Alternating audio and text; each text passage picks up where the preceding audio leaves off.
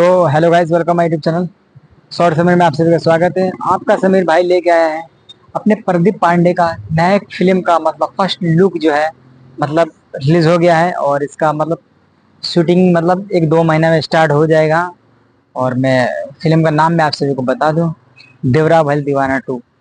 मतलब देवरा भैल दीवाना भी फिल्म आया था जिसमें मेन रील में प्रदीप पांडे चिंटू थे और मनोज तिवारी और एक्ट्रेस जो है मतलब हीरोइन मेरा भाई दीवाना में मतलब पहले वाले फिल्म में मतलब अपना उसमें हीरोइन जो थी पाखी हेगड़े और दूसरा काजल राघवानी जी। और मेन हीरो में थे मतलब प्रदीप पांडे चिंटू जी और मनोज तिवारी और बहुत सारे एक्टर थे। तो इस फिल्म मतलब देवरा भाई दीवाना 2 में मतलब अभी शूटिंग मतलब 1 से 2 महीने में स्टार्ट हो जाएगा।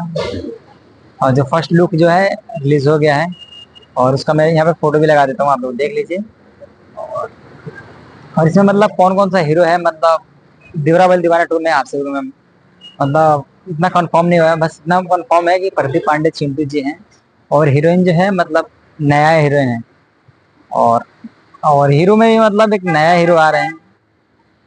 तो जैसे मतलब मालूम पड़ता है कौन सा उसमें हीरो है, मैं आप सभी को वीडियो बना दूंगा, आप लोग देख लीजिएगा।